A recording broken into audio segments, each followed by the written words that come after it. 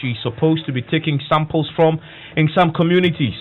They don't want to own up again. You call the person, your results is in. And the person is like, I don't need it anymore.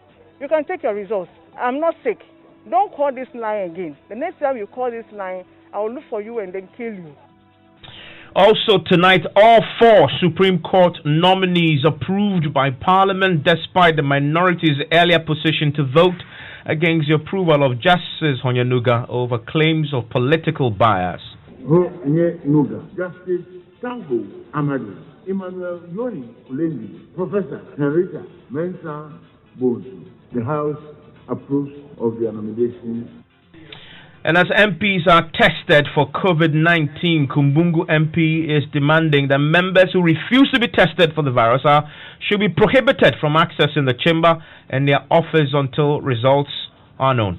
If they don't, certainly Parliament would have to take a decision to prohibit them from accessing not just the chamber, but from accessing their offices and accessing the premises of Parliament. Because by not undergoing the mandatory testing, one may be endangering all members of Parliament. Also tonight, NIA boss Professor Kenatefa discloses his work at the National Identification Authority has been made difficult by politicians who demand contracts from him. This has been my worst job, and it has even become worse since I said that. But the politics surrounding it, on all sides, even within the NPP. And in business, President Akufo-Addo announces auditing and accounting firm KPMG as technical advisors to 1 billion cedi stimulus package. Details of that and more. Plus, tonight, we tell you who else is ruling himself out of the race to partner John Mahama's running mate for the 2020 elections while branding the Electoral Commission incompetent in a yet-to-be-aired interview on PM Express on Joy News later tonight. You want to stay with us with your views and comments also coming in on WhatsApp 0244340437.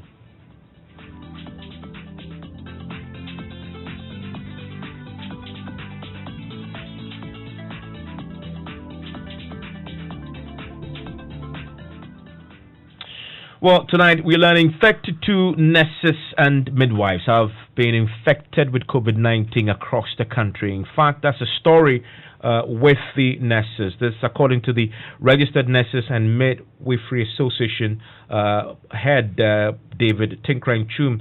He says that many frontline health workers still do not have PPEs, but that's not all. In Ashanti region alone, officials say 30 doctors and other frontline health workers have also been infected. Emmanuel Tinkrang is the regional health director. We have a total of 30 health workers having COVID-19 in the region. When we say health workers, we mean health workers, frontline health workers.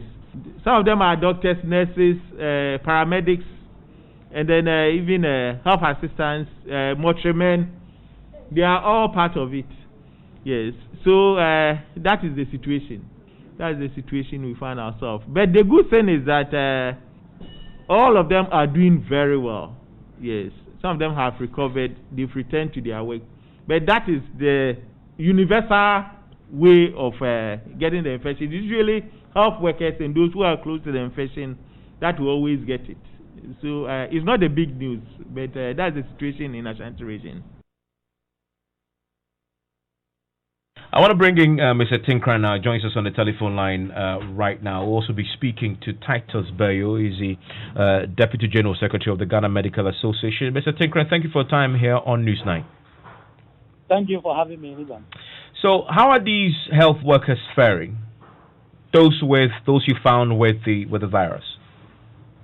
Well, thank you, and then greetings to your listeners. Indeed, we did not receive this information with ease. I even have a current update. It's about 41 nurses and midwives who are infected now, with about 288 under quarantine, and then 1 death. Now, these are the staggering statistics that we have now. So, sorry, just go by that number, 288. These are health workers generally? That have been quarantined. Nurses and midwives. I'm not talking about. Oh, this is just nurses and midwives. Exactly. And in this Kumasi alone? Not Kumasi, the entire country. Entire country. 200 and what? 288 nurses and midwives are under quarantine. and then 41 have been infected. They've been tested positive. And then now we have recorded one death. One is dead now. I mean, that tells you, and those who think this is something to play with, those health workers who are putting themselves on the line every day, you see the numbers, pretty startling. We don't have anybody among this in critical condition? Not at the moment. But you see, Evans, what is more interesting is that those that have been infected are those that are not at the centers of, if you like, the treatment centers. They are those at the periphery. And right from day one, knowing the job of a nurse or a midwife, we made it clear to government that the risk is shared. But people argued that it's only those at the COVID centers that have the highest of risk. But with a disease that an individual can present asymptomatically, you, the one who doesn't know that this person has it or not, you are more at risk. All right? So the staggering statistics that we are having right now attest to the fact that what we were saying initially was really the case, that people at OPD, people at the ordinary wards are more at risk, but majority of them are now having an infection. You see? But thankfully, those are the COVID centers. We are yet to record anybody for now who has tested positive for the virus, which is good. It's the good news. But I just want people to understand and appreciate the concerns that we have raised over the period. I mean, Dr. Tinkran, please stay with me. I want to bring in Dr. Titus Bayo. He's the Deputy General Secretary of the Ghana Medical Association. Dr. Bayo, your reaction to what you're just hearing? Good evening, Ivan. I think I was struggling to hear Dr. Tinkran, but especially with regard to the figures. Yeah, I mean, he mentioned more than 200 nurses and midwives are currently in quarantine. 40 plus have tested positive. One person is dead, and I know you also have your own figures when it comes to the doctors under your association who have also been affected by this. And he makes the point actually that most of the people affected are not those in the treatment centers, COVID designated centers, on the periphery. Yeah, exactly. And then I think I'll say good evening to my senior colleague, Dr. Tinkran. But this vindicates the point that the Medical Association has been making over and over again, that the healthcare workers at the highest risk are not those at the treatment centers and the isolation centers. Indeed, those at the isolation centers know that they have this case. They are confirmed. Somebody makes the diagnosis before sending it to them. And if you notice, they have the highest level of protection. They go in with level 1 PPEs fully gowned. But unfortunately, the poor doctor, the poor nurse, the cleaner in a district facility somewhere, an audience somewhere, will handle a patient. They do not even know that the person is COVID. And by the time a confirmation is made, he would be exposed. And that is the trend that is happening. And therefore, protection for the staff in these peripheral areas is paramount. So, what's the solution to this? Well, the solution, I see it to be at 3 levels. You know, there is the community protection for the healthcare worker, and there is the government and employer protection for the healthcare worker, and there is the staff protection for themselves. At the community level, as the risk of the disease go up, it is just natural that a lot of our colleagues will fall victims to this. And so if individually we can take all the measures to make sure that we decrease the burden of the disease in the community, we'll be protecting our healthcare workers. And so everybody wearing the masks, using the various preventive etiquette, and we must have a clear policy. People who think have symptoms should not come to the hospital. They should call and let the system pick them up. Now, when we are going to pick up those people, you'll be well protected. All the people going for contact tracing will be well protected, but they know there is a potential case. But it is once you have more of the asymptomatic people walking into the hospital, or even people with symptoms walking into the hospital without any prior notice, then the risk of infection is high. when you come to the governmental level, our employers, they must put priority at the periphery.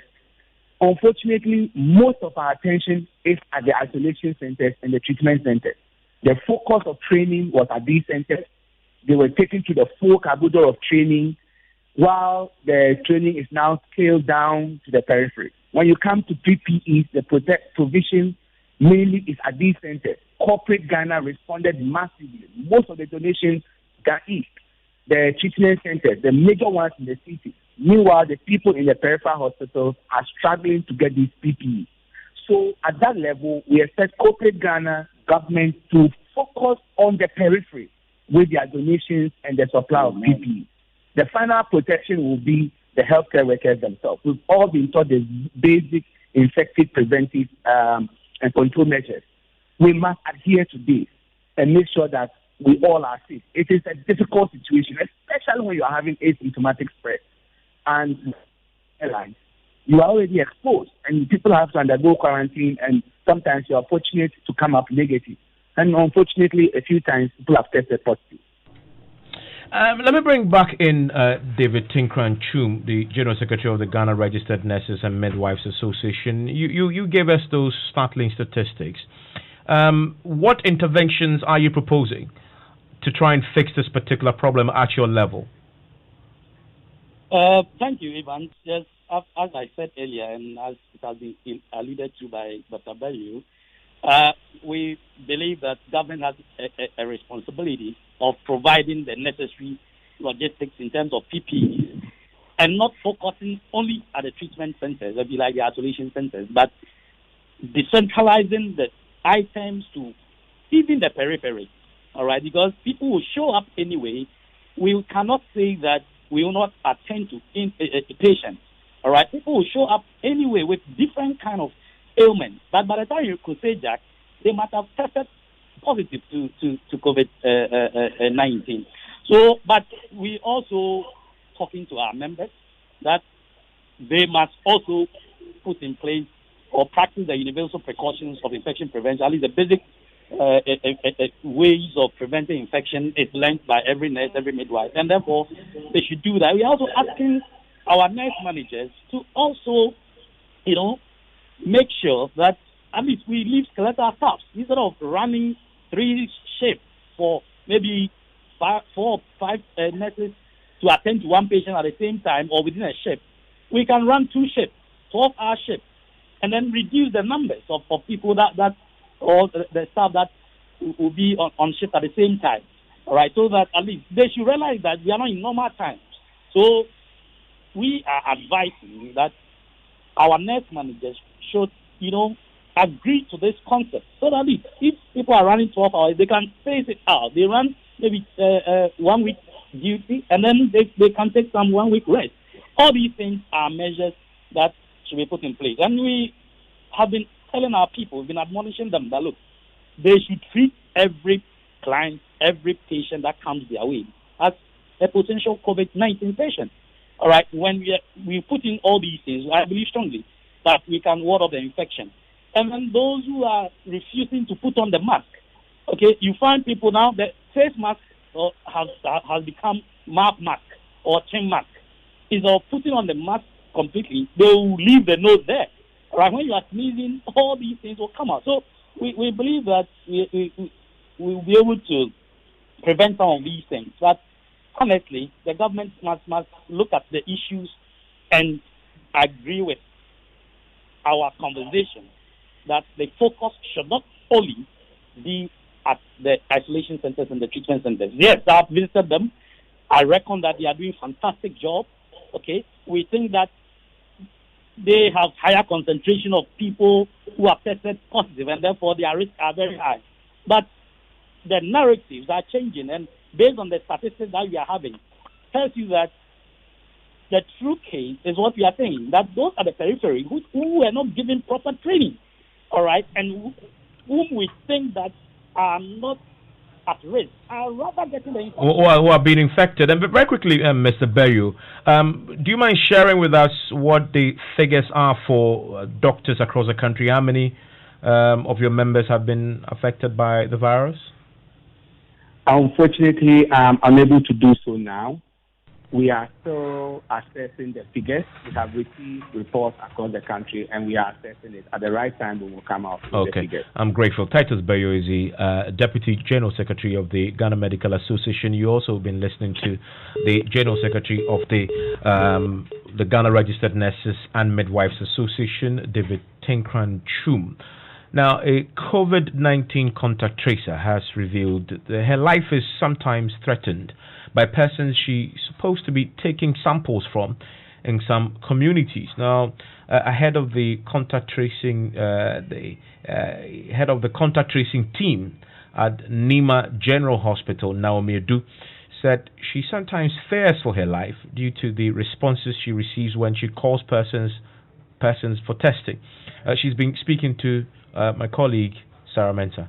We had a situation where we had to involve the military, the police to help us convey people from their homes to the treatment center. People are now no more owning up even when they tested positive. They don't want to own up again. You call the person, your results is in, and then I have to see you to break the news, to tell you how your status after the test. And the person is like, I don't need it anymore. You can take your results. I'm not sick. Don't call this line again. The next time you call this line, I will look for you and then kill you. They threaten you, at least tell you things that will make you very scary. Well, that's the head of the contact tracing team at Nima General Hospital, Naomi Adu. Well, I'm sure you heard by now the stigmatization of people who have recovered from the coronavirus has been a major issue. But the story seems to be taking a different twist in the eastern region. It was a static moment for some families and friends in the entire Apeguso township in the Sojaman district when news broke that all 12 residents who tested positive for the virus have recovered and they are coming back home. A mini Deba was organized to welcome them officially to the town, wish them well, and also educate the public on the need to stay safe and prevent the spread of COVID-19. And pageantry was overwhelming as family people poured powder on the recovered patients. 5 of the 12 recoveries are Ghanaians, while the 7 are Indians who worked at the Afcon Construction Company. The Deba was organized for the 5 Ghanaians residents at Apegusu. Even though they have been officially welcomed to the community, some of them expressed worry over the initial stigmatization faced. They cautioned that the virus is real and that people should take it serious and follow all the safety precautions. They have been sharing some experiences with Joy News.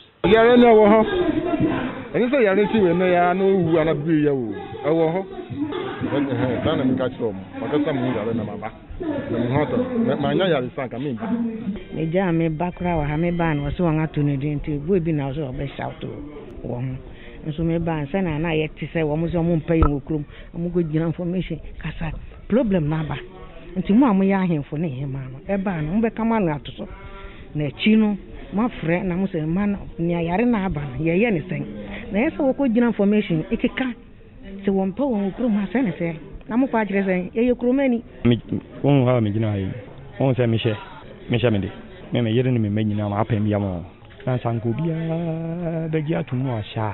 A former director of the Ghana Ports and Harbour Authority and the new Patriotic Party parliamentary candidate for the Sojaman constituency, Mr. Paul Asare Ansa, presented some bags of rice, crates of eggs, cooking oil, fowl, and undisclosed amounts of money to the recovered as a token for pacification of their souls. Mr. Paul Asare Ansa said they have initiated many moves to curtail the spread of the COVID-19 in the Sojaman constituency. He called on the constituents to be vigilantes of COVID-19 in the Sojaman constituency. Who contracted the disease? 355 contact tracing and testing were made. Out of that, 12 tested positive. Today, all of them have recovered. We didn't record any deaths. We have produced about 40,000 and distributed them. We are producing 60,000 more of nose masks. It is a law now in Ghana, and we expect the police to enforce it for everybody to wear it. We have given nobody excuse. I can say emphatically, with the records available to us, that Sojaman is free from COVID-19, and we are going to ensure with concrete measures, as I've spoken about with the compulsory wearing of nose mask, and other things that we are going to enforce. We are going to make sure that nobody introduces this sickness again into Esojamai as was done. The Omankrado of Akwemu Adontin traditional area, Nana Dede Akwe II, advised the people of Apekusu against stigmatization. The test results came. In fact, when you want to travel to the nearby places, it is even difficult to get a vehicle, because once people heard Apekusu has been affected, it's difficult. You stop a car and then no one will stop for you. My advice to the people is that we stop stigmatizing against the affected. Maxwell Kudako report for Joy News. Well, let's go to Parliament now, because I'm sure you know today members of Parliament have been queuing to be tested for coronavirus. The outcome of the test, according to health officials, will be known in 2 days. Deputy Health Minister Dr. Bernardo Koboy, who himself is a member of Parliament, encouraged members to fully participate. Other groups, we can go out there and do it for, let's say, all trotro drivers in Accra or trotro drivers at Tema Station, so that you can say that amongst the commercial drivers, the risk is at this level. It's a way to monitor the level of the virus in the population and to tell whether largely we are safe or we have to take some extra measures. I wanted to ask you something about the recovery number. Yes. Have we checked out for pronouncing someone recovered, or is it the same because the numbers seem to? Yes. So just yesterday, when I checked the latest update, we've had about 180-something new cases, and that has made our active case count, as in the net. I've always said that the cumulative numbers, the total case count for every country can never go back. It only moves forward, because all you do is to add on every case you get to what you have. And so if you look at just the total case count, you don't have an idea of what is happening. So every country, you have to subtract the recovered people and the dead people from the total case, because the total case we state, the 6,096 today, includes all those who ever had the disease from day one, including those who are dead, those who have recovered. So what we'll do is to zero down to the active cases. The last time I checked, our active was 39 thereabout. Let's speak to our parliamentary correspondent, Joseph Gakpo. Joseph, how did it go today? All well? So, very much so. A number of members of parliament as well as staff here in parliament showed up to participate in the process. From the indication that we're getting, it's not something that's ending today or would continue until later in the week, so that then those who may not have been able to come through to get it done actually do that. It was an exercise that lasted for less than 5 minutes. So they show up, they take their seats, then their details are taken, then they move on to the next seat, the swapping is done, and then the items are taken, and then the samples are taken. And the indication is that all the samples that are being taken are going to the Noguchi Memorial Institute, where the necessary testing will be done, and whatever the feedback is, whether positive or negative, the officials at the Noguchi Memorial Institute and the officials managing the entire COVID-19 response exercise will reach out directly to the individuals who've undertaken the test, and so the results or the responses will not have to go through any official in Parliament all over again. But I've been speaking to some members of Parliament who are excited about the whole idea that all MPs are being mass tested. Ras Mubarak, for example, says any MP who doesn't participate in the process should be sanctioned to the extent that he shouldn't be allowed to even enter the premises of the House. And we all have a duty to ensure that people are not getting stigmatized. Getting infected with COVID-19 is not a death sentence. That is what message we should send to people. But for me, as much as it is testament to our commitment to fighting COVID-19, don't forget, let me even acknowledge the Speaker for acceding to the minority's request to have every member of Parliament tested. I think it's very progressive. Having said this, Ghana obviously would come at the heels of Botswana, which is the first country that has organized mandatory testing for members of Parliament. And it is important that as the gateway to Africa, we are seen as showing leadership and leading the way. Botswana tested all of its members of Parliament. beyond the testing of MPs and staff, I want to see the testing of spouses of members of parliament. I want to see a mandatory testing of journalists who cover parliament as well. And I believe it would go a long way to helping all of us in this fight. What should happen if an MP does not take the test or refuses to take the test? It is mandatory, and the standing orders of parliament aptly provide sanctions for people who violate directives of the speaker or people who violate the House directives. So I'm sure that I don't think any member would say in good spirit that he would not want to subject himself to this particular process. I would believe that, everyone is committed to the fight. This is an educational fight, and it is important constituents are seeing their representatives undergoing these processes. If they don't, should they still have access to the chamber? If they don't, certainly Parliament would have to take a decision to prohibit them from accessing not just the chamber, but from accessing their offices and accessing the premises of Parliament.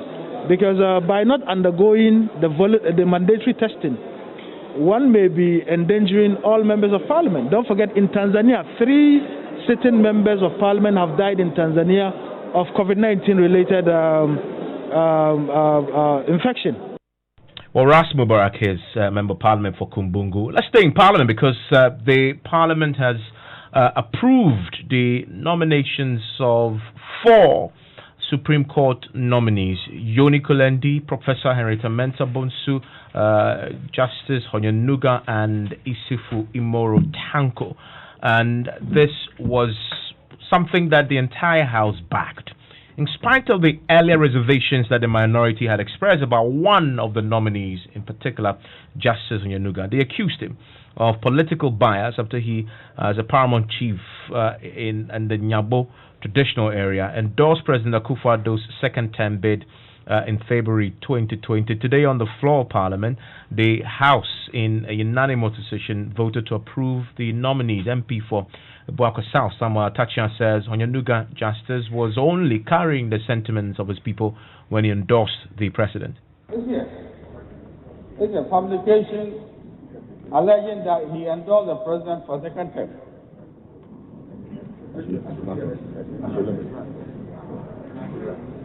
Right Honourable Speaker, it was at the center of the interrogation.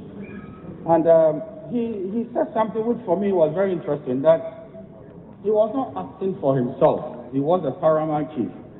And he was carrying the sentiments of his people along. And there were also a number of chiefs, and one person should speak, and happened to be the one who spoke. Okay, so that is Atachian there. So what changed the position of the minority? Parliamentary correspondent Joseph Gakpo put the question to the Deputy Minority Leader James Abaji, an MP for Wa West Joseph Yeletre, who is also a member of the Appointments Committee. The minority position is what has been expressed on the floor through the approval. Finish. And that position that you support all we the support all the four, including Justice. That is why we voted. There was no issue for anything. If there has been an issue, you see the process. You know the process. But there hasn't been any issue, so that is why we approved all of them. The minority MPs had raised concerns that he had acted in breach. Members of the committee. Members of the appointment committee had raised. At the time they raised that issue, information available to them made them to raise those issues. But after the vetting, further work has been done by them, and they have come to the realization that all of them must go. And so then the decision was that Justice Honyanuga did not breach any code of conduct of judges when he decided to endorse President. That's a different issue, breaching code of conduct. There's a different issue of you qualifying to perform certain duties. And because he's qualified to perform the duty, that is why the approval has been given. At the level of the appointment committee, we gather the minority actually voted 7 against 10 to object to his approval the day after the vetting. So what has changed? I'm not a member of the committee, so I will not be able to respond to that question. As I said earlier, the information available to them at the time of vetting made them to take that decision. That day, we disagreed about taking a decision. that same day. But the majority side insisted. And so we said no, we needed to do further checks and get back. Even after the supposed vote, which the votes were 2 in the first instance, whether to vote that day or not. But we said no, it is not appropriate thing to do. So even after the vote, the leader, our minority leader, said, look, I'll still come back to you to discuss the issue. Because, as we are saying, when we said initially that we shouldn't vote, it is because there were issues that we wanted to discuss and then get the clarity on the issue. But I'm just telling you that if you look at the standing orders, we either recommend somebody for approval or we don't. Apart from that, even if it's majority that has approved the person, we have approved the person for, there's no need to vote. It is the House that must decide according to... And in the decision of the House, you, the minority, back the position that Justice Onyenuga should actually be approved, despite your earlier concerns about his position. This is why I don't grant you people interviews, because you see, when you will belabor a point. So now the minority supports Justice Onyenuga's approval. That's essentially the point. Were you not in the House? Yes. So that is 2 leading figures among the minority there, the Deputy Minority Leader and Mr. Yilicha, who's also a member of the Appointments Committee. Well, tonight the Minority Leader himself is on PM Express. Harun Edrisu has branded the Electoral Commission incompetent. And he's also tonight ruling himself out of the race to partner John Mahama as running mate for the 2020 elections. In a yet-to-be-heard interview on PM Express later tonight from 9 p.m. on the Joy News channel, Mr. Edrisu attacked the EC and detailed a plan to stop the constitutional instrument that, if passed, will empower the Commission to compile a new voters register. In this particular regulation before Parliament, no reference is made to it. So she has a credibility problem.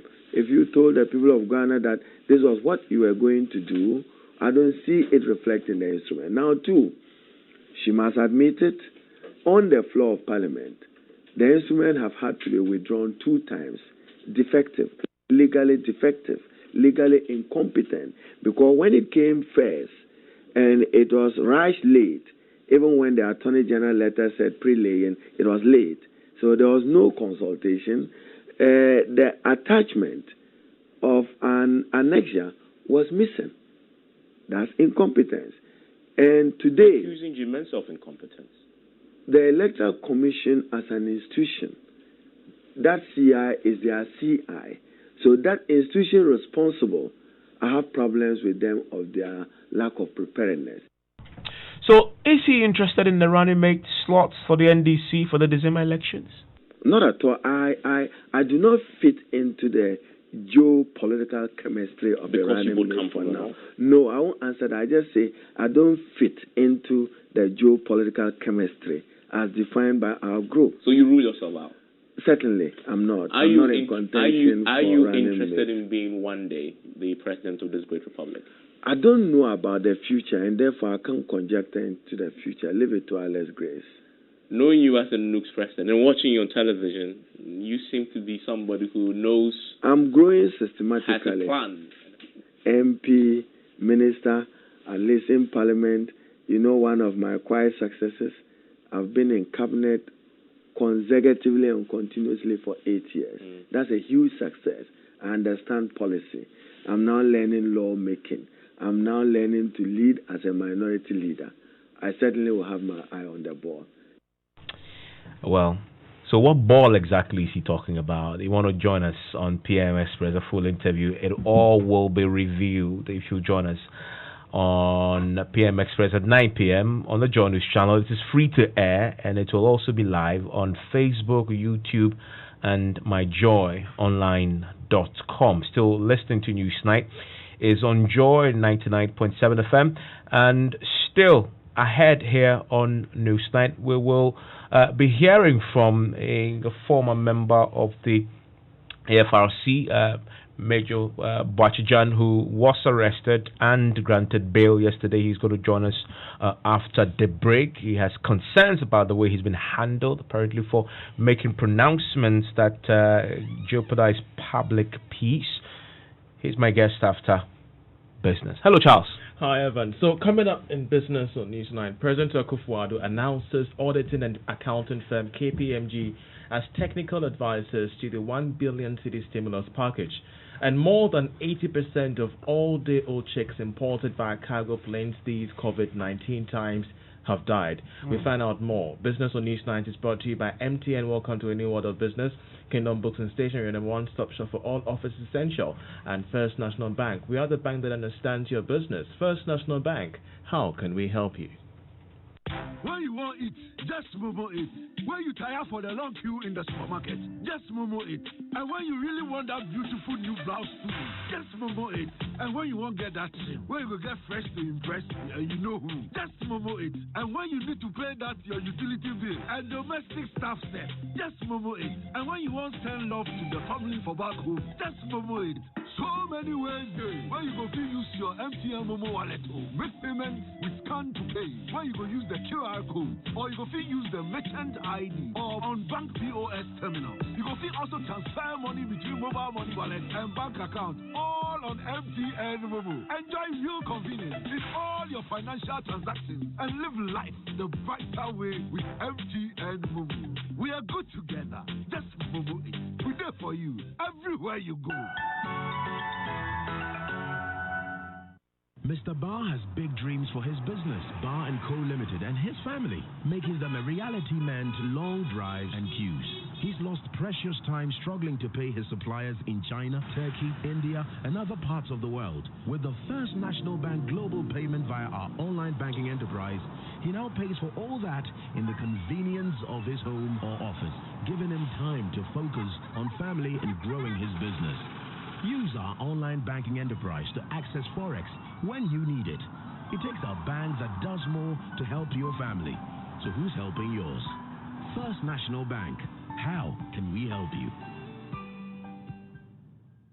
We know it's important to create a productive and supportive working environment by investing in your employees' health. With a leading international track record, Apex Health Insurance is regulated and licensed by the National Health Insurance Authority to provide medical insurance services to institutional clients, families, and individuals. Apex Student Package and International Medical Solutions are all here to cushion you. Visit Apex Health Insurance Office at Zion House, Boundary Road, Shiashi, or call 0501-683-914 or 0232-000-015. In Kumasi, we are located opposite Prempeh College, Sofo Line, and in Takrady, Apex Health, your preferred health insurer.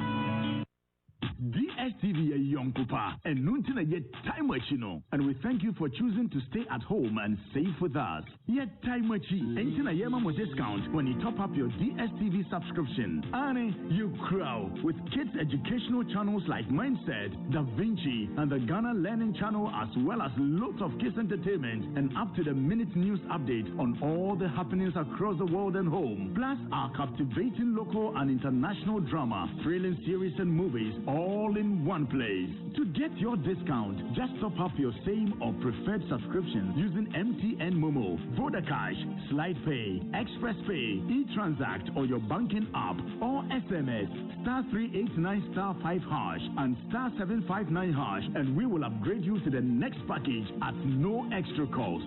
Yes, that's easy. Onyankupadie and Noani DSTV. DSTV, yet time machine.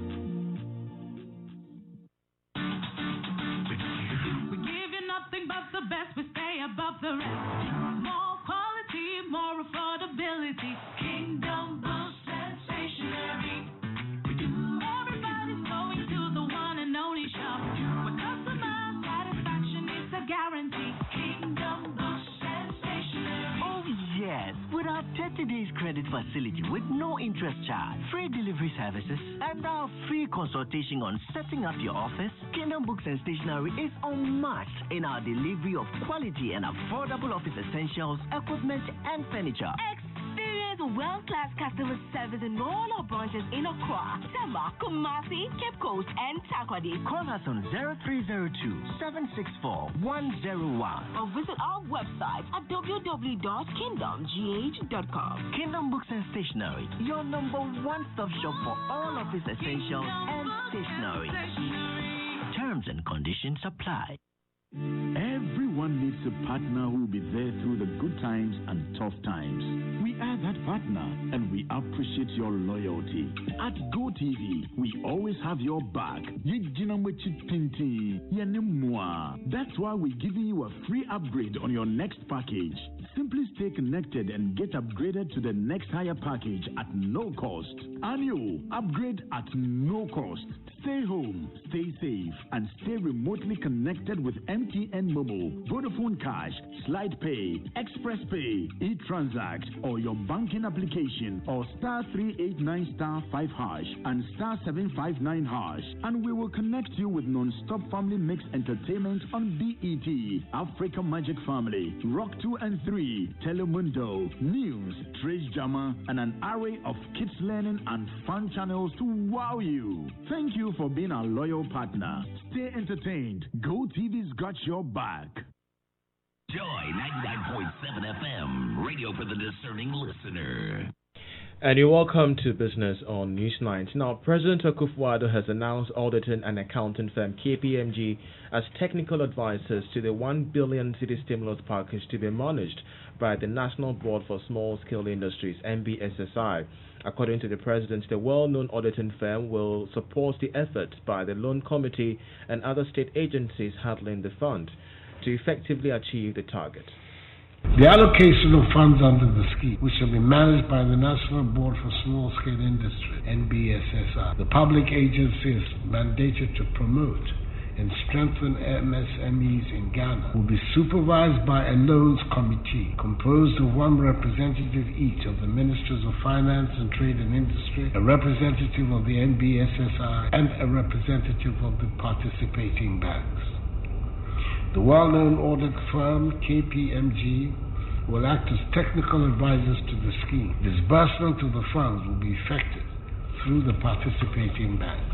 Transparency and accountability will be the hallmarks of the operation of the scheme. The NBSSI, whose sole remit is the promotion of entrepreneurship and MSME development, has offices in 178 districts of the country.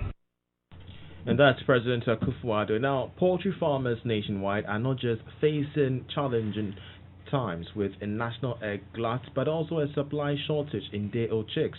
National President of the Women in Poultry Value Chain, Victoria Nogbe, says more than 80% of all day-old chicks imported these COVID times by cargo planes have died. She adds this leaves a big gap which local hatcheries cannot fill. We are not that competitive. So the consumers, those who are not too health conscious, who prefer to go for an imported cheaper meat. But those who are health conscious will still strive to buy the locally produced one. We are not competitive because some of our inputs are imported. As we speak now, we import day-old chicks. So even the COVID that even made it very difficult because our production cycles are going to change. For the time that you are ready for the day-old chicks, the planes are not coming. Your production cycle will change because at the beginning of the year, you plan your production cycle. When are you taking your day-old chicks? How are you monitoring it? So that when the seasons start with us, like Christmas, you can have a lot more eggs to sell. And that's the National President of the Women in Poultry Value Chain, Victoria Nogbe. Away from that, Activa International Insurance says it remains devoted to reaching out in the fight against COVID-19. Management of the insurance firm presented a package of PPEs to the National Cardiothoracic Center to support frontline health workers in their line of duty. There is more in this report. Corporate Ghana continues to deepen its support to the fight against the novel coronavirus in Ghana. At the premises of the National Cardiothoracic Center at the Kolubu Teaching Hospital, management of Activa International Insurance Ghana presented a package of PPEs made of face masks, medical scrubs, hospital gowns, and head covers to assist the frontline health workers at the Cardio Center in the fight against the virus. Benjamin Yamwa is MD of Activa Insurance. For us at Activa International Insurance, we have chosen to do this presentation at the cardio unit because, as we all know, COVID-19 affects the heart and the lungs. The items include face masks, medical scrubs, gowns, and then head covers. Receiving the items, Director of the National Cardiothoracic Center, Dr. Lawrence Serbuo, called on other corporate entities to provide aid to the cardio center. And I wish that other companies will come to our aid. So far, hundreds of companies have immensely contributed to the COVID-19 Trust Fund in an estimate of over 1 million cedis. And that's it by way of business on Newsnight. Charles, thank you very much. So, listening to Newsnight, it's on Joy 99.7 FM. Now, he was arrested for allegedly claiming that there will be civil war in Ghana over the Electoral Commission's insistence on compiling a voters' register. As a former revolutionary himself and a leading member of the Armed Forces Revolutionary Council, Major Retired Boachi Jan's comments alarmed the police. Yesterday, he was granted bail and cautioned for offensive conduct conducive to the breach of peace. Now, listen to the PRO of the CID, DSP Juliana Obeng. So, Major Boachi Jan retired was arrested in connection with statements that he made sometime last week, Thursday. When he was arrested, it was just for him to clarify the issues or the statements that he made on the morning show that was last week, Thursday. As we speak, Major Boachi Jan is on bail. When he was picked up, his statement was taken and he was cautioned on offensive conduct conducive to the breaches of the peace. That's Section 207 of the Criminal Offences Act. Like I said, as we speak, Major Boachi Jan retired is on bail and he will be arraigned before court. The other question is Major Boachi Jan himself joins us on the telephone line right now. Thank you, sir, for your time here on Newsnight. Thank you. So, is it true that you actually said there may be civil war in Ghana? No. That is a categorical statement. It was a conclusion I arrived at after studying the situation relating to the need to compile a new register today. All right. First of all, there's a local station here set up by the MPP MP for German South. The radio station, German South Station, German Radio, where an activist, a leading activist of MPP, claimed on the radio program that if the election were to be held on the old register today, they will increase their vote from 1.3 to up to 1.3. I think that's the last time around to 1 million plus, right?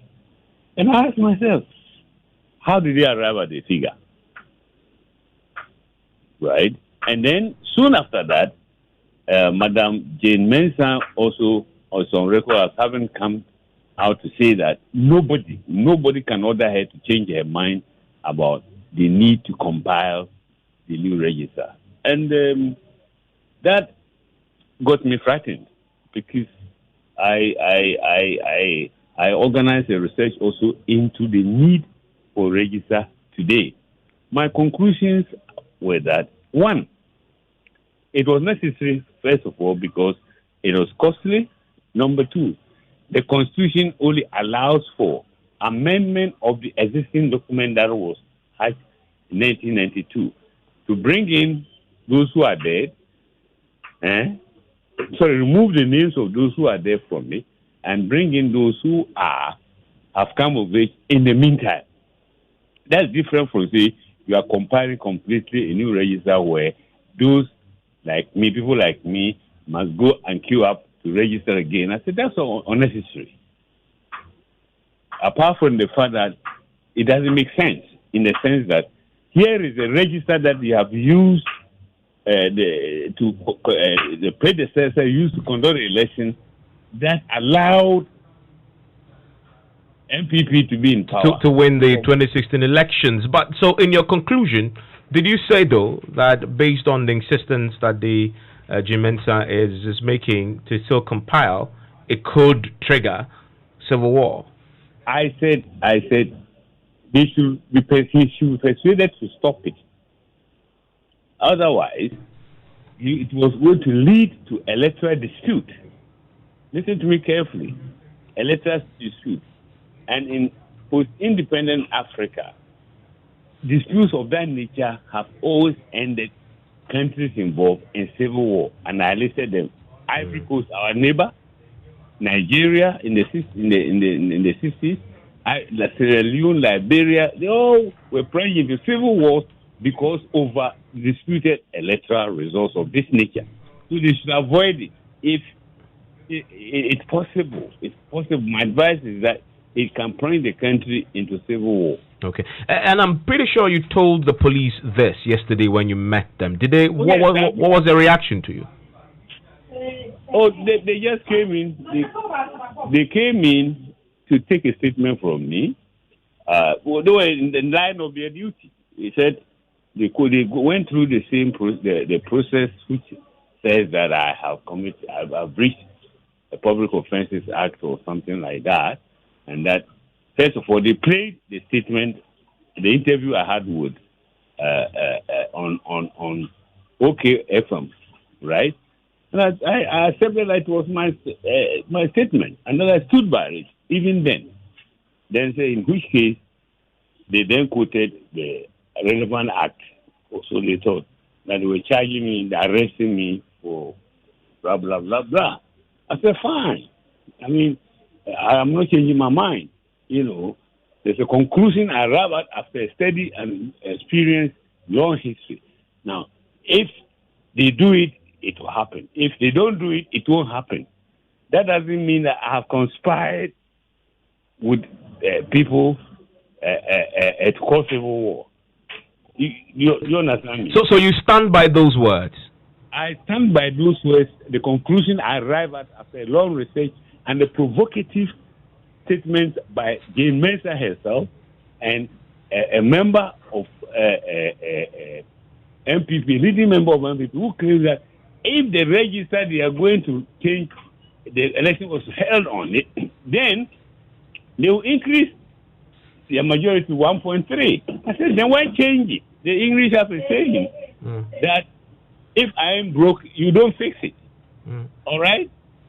If something is not broken, why do you fix it? I mean, you're not concerned that insisting that you stand by the conclusion that if they do not allow persuasion to take its course, then there may be civil war because of other examples on the continent. You're not afraid that because I was cautioning. I gave an example in my interview that if you have a child, a toddler who does not know the difference between the hot water and cold water and crawling and he's heading towards the boiled water, what do? You allow him to go and dip it. And get as we speak, the police say they are going ahead. They've charged you and they're going.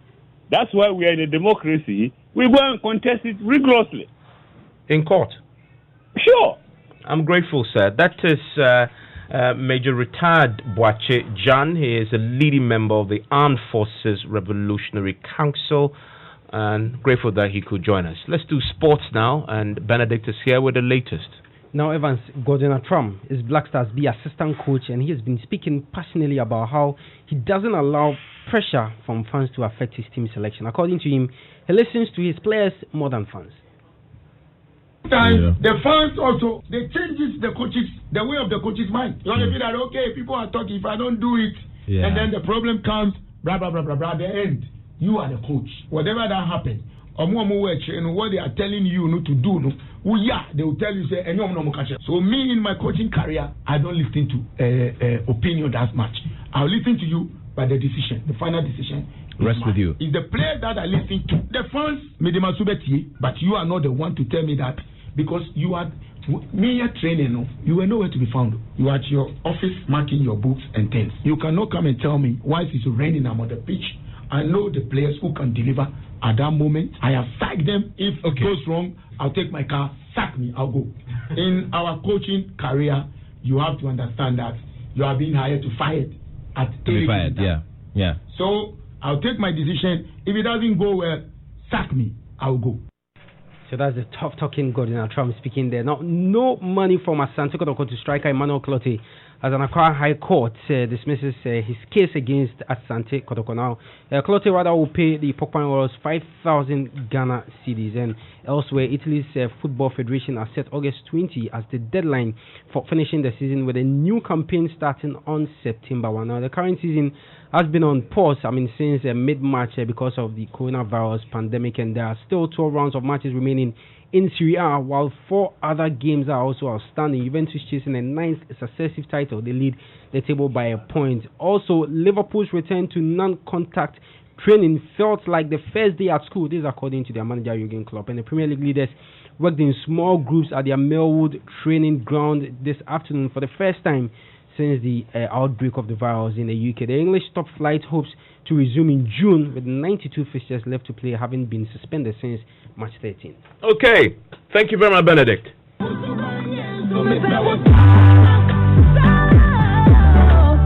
And that's the unmistakable voice of Ghana's, arguably the best female vocalist, multiple award-winning singer and songwriter, born Jane Awindo. Now, after decades doing music, she's still in the game, getting finer and finer like old wine. Well, on Spotlight tonight, we present to you the silky-voiced Efia.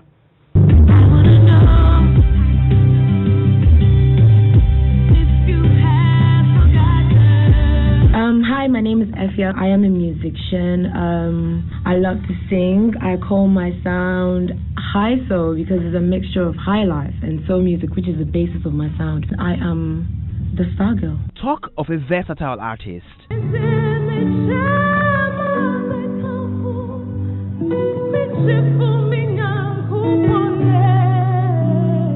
With a powerful voice.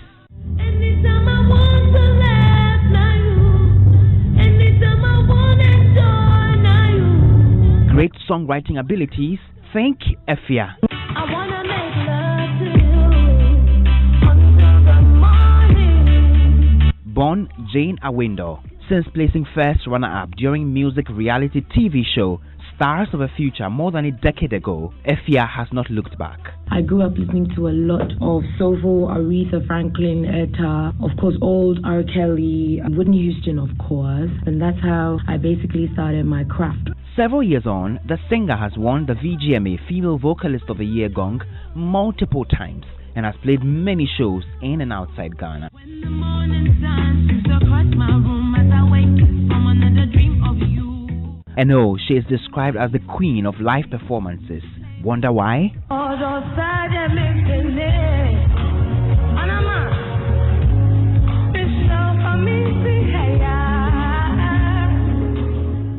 Well, get an Efia onto any stage and you sure will get your money's worth. In 2016, Nigerian musician Wizkid signed Efia, Mr. Easy, and R2Bs onto his record label. The end is about spreading my music as far as I can, not just here in Ghana, but to take the music worldwide so that we can push the message that we are pushing.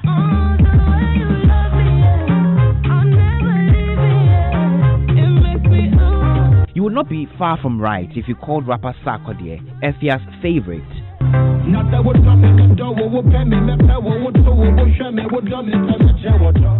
The two have collaborated on many hits. And no matter the place or the time, forever my baby, there's only one above. And that's Efia there. And it turns out the lady who is just coming after me happens to love her to bits. And she is Inimwa Animado, and she's taking charge now. Hello, Inimwa. How are you? I'm doing great. Haven't seen you for a while. Oh, well, that's why I stayed tonight, so that I can see you before I leave. Syrup. You are eating into my time. Oh, you are allowing me to. I'm done. Okay, Evan. I told you just can't wait to hear my voice. So, what are you discussing tonight, by the way? Evan Spa. So this evening we're asking the question, what is it with a Ghanaian man and submission? That's an interesting one. It is, isn't it? Yeah, I mean, look, the tradition, we are born into it. It's society that makes us. Society says the woman must submit, the man must. If you also believe in the Bible, there's a bit of that in there too. So there is, but then there's also the you can't blame me. Prerequisites for submission, isn't Which is it? what? Which is love. Yes. Next week do one. What is it with girls and love? Fair please, enough. you have to. Fair enough. Is that, but why don't you tell your listeners and those who love you what you told me off air? Oh, that me about submission. I have a thing for rebellious women. Rebellious is not a word. I told you also that the word for me is assertive. Assertive. I just have a thing for girls who are assertive. I see. Well, we'll see if assertion and submission can live in the same house. If you're one, doesn't mean that you're not the other. We'll explore. So that's what we're doing this evening. But I can't wait for next week's one. What is it with girls and love? What is it? You guys, like, you're setting my topics for me. It's really nice. And invite me. I'll be on the show next week. I hear you.